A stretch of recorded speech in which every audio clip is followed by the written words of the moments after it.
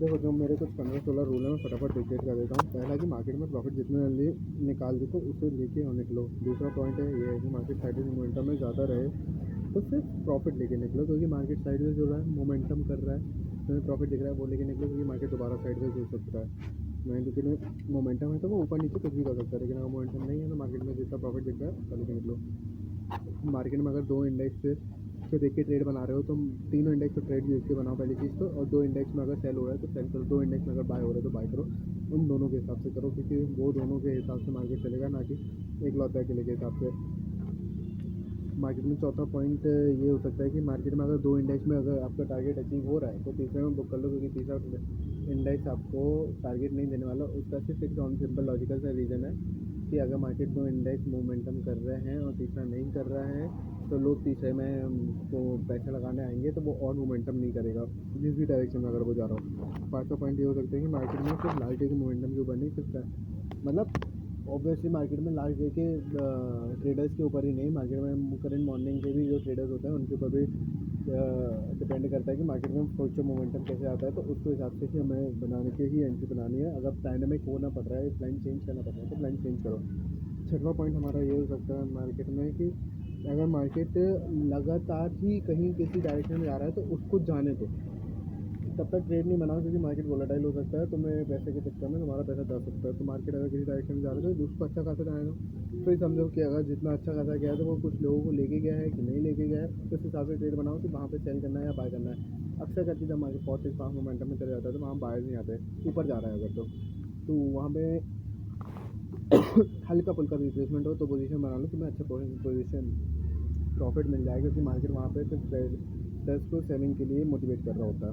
क्योंकि साइकोलॉजी ये कहता है कि मार्केट अगर अच्छा खासा ऊपर चला गया तो तुम सेलिंग की पोजीशन बनाओ, क्योंकि मार्केट ऑलरेडी ऊपर चला गया। इस चक्कर में मार्केट में वहाँ जो ट्रेडर्स बाय करने नहीं आ पाते, वहाँ पे सेलिंग करने अगर कोई आता है तो मार्केट उनका ऐसे लेते हुए ऊपर चला जाता है।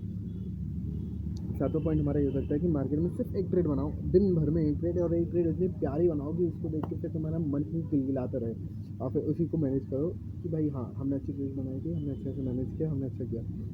और आठवां पॉइंट हमारा मार्केट में हो सकता है कि मार्केट में अगर प्रॉफिट दिखा के आधा कर दे, मतलब प्रॉफिट 50% तक ला दे तो उसे बुक करके भागो, क्योंकि प्रॉफिट 50% तक ला रहा है, मतलब तुम्हें मार्केट में जैसे मेरा 2000 का प्रॉफिट है, मार्केट 2000 दिखा रहा है, उसको फिर उसने 1000 में कर दिया, भाग भाग भाग भाग भाई दौड़ लगा दौड़ लगा दौड़ लगा, क्योंकि तुम्हारा मार्केट में पीस ज़्यादा इंपॉर्टेंट है। मार्केट में पैसे कल भी बन जाएगा, मार्केट को ज़बरदस्ती मत करो पैसा बनाने के लिए, कल भी प्रॉफिट बन जाएगा, लेकिन अगर मार्केट उसको आधा कर रहा है तो लेके भागो भागो भागो। नौ पॉइंट हमारा मार्केट में ये होता है कि मार्केट में इसमें मोमेंटम में बायर्स आए होते हैं या सेलर्स आए होते हैं,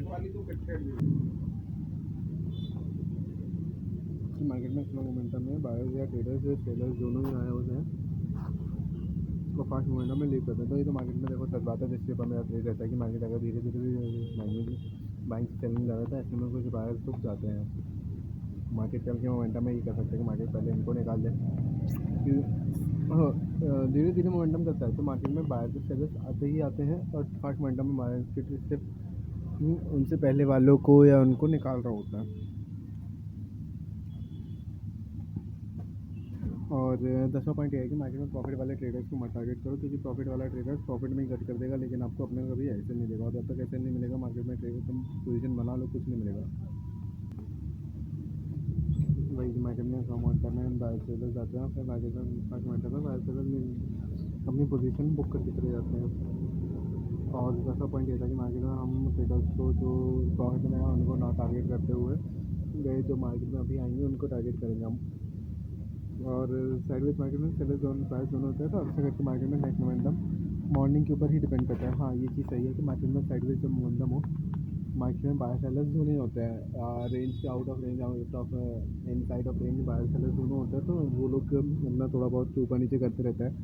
तो जैसे ही मार्केट में अगर कोई रेंज का ब्रेकआउट हो रहा है तो उस समय आने वाले बायर्स या सेलर्स को ज़्यादा ट्रैक किया जाता है रेदर देन रेंज के बायर्स और सेलर्स को। मार्केट में जैसे 12वां पॉइंट हमारा ये हो सकता है कि मार्केट में फास्ट मोमेंटम में ट्रेडर्स अपने प्रॉफिट या लॉस बिल्कुल सही बात है, मैंने अभी समझाया था कि मार्केट में 12.1 मार्केट में फास्ट मोमेंटम हुआ, यहाँ सेलर्स ने पोजीशन बुक की, ये फास्ट मोमेंटम देख के बाहर करेंगे, मार्केट ने उनको टारगेट किया। तो ओवरऑल मार्केट ऐसे ही खेलता रहता है कि मार्केट में कभी किसी को ट्रैक करे, किसी को भी ट्रैक करे। और 13वां पॉइंट मेरा ये होता है मार्केट में अगर गैप डाउन लेके उसी डायरेक्शन में चले, जैसे गैप डाउन ले तो उसी डायरेक्शन क्या होगा, मार्केट में सेलिंग नहीं चले तो वहाँ पे ट्रेड मतलब क्योंकि मार्केट अच्छे करके घूम जाता है। अंटिल एक्सेप्शन क्या कहलाएगा, हमारे में एक्सेप्शन की मार्केट बहुत बड़ी नीचे गिरे जा रहा है। तो ऐसे में इन्वेस्टर्स भी भागते हैं, इन्वेस्टर्स भागेंगे तो मार्केट और नीचे जा सकता है, तो वो एक्सेप्शन केस कहलाएगा। तो वहाँ पे आप ट्रेड ले लो, आप समझो उसको कि आपको हैंडल कैसे करनी है, क्योंकि वो रिस्की फैक्टर हो जाता है वहाँ पे ट्रेड लेना आपके लिए, और हानिकारक भी हो सकता है क्योंकि मार्केट में बड़े मोमेंटम्स आ सकते हैं वहाँ पे। तो उस हिसाब से देख के चलो और उसको मैनेज करो। 14वां पॉइंट हमारा मार्केट में हो सकता है कि मार्केट को फोर्स मत करो पैसा बनाने के लिए। भाई मार्केट में तुम्हारा, जैसे मेरा तो पैशन है टारगेट, तो मैं मार्केट को फोर्स थोड़ी कर सकता हूँ यार आज नियमन निकाल के दे, आज 25,000 निकाल के दे, आज 20,000 निकाल के, नहीं। मार्केट जितना दे रहा है उतना लो, मार्केट को समझने की कोशिश करो क्या और दे सकता है, क्या अगर आ सकता है तो लो, रिस्क अपने प्रॉफिट पे लो। चीज़ें ऐसे चलते हैं मार्केट में, और नहीं भी दे रहा है तो उसको एक्सेप्ट करने की लिमिट रखो। 15 पॉइंट हमारा ये हो सकता है कि मार्केट में ट्रेड मैनेज और पोजीशन नहीं कर पा रहे हो तो ट्रेड मत लो। हाँ भाई ये तो सीख गया मैं 17 तारीख की मार्केट में मेरे को, जब 25 तारीख की मार्केट में मेरे को सिर्फ एक कैंडल में, क्योंकि मैं चाहता था यहाँ से एक ब्रेक डाउन आया, ब्रेक डाउन के बाद लूँगा मार्केट में, वो ब्रेक डाउन भी आया मार्केट में, तो मैं यहाँ कहीं ट्रेड बनाता, मेरे को प्रॉफिट हो जाता, लेकिन मार्केट में मैंने यहाँ ट्रेड बनाया, यहाँ तक ऐसे लिया, मार्केट से घूम गया, बहुत दुख हुआ। हाँ गलत लगा, ठीक है।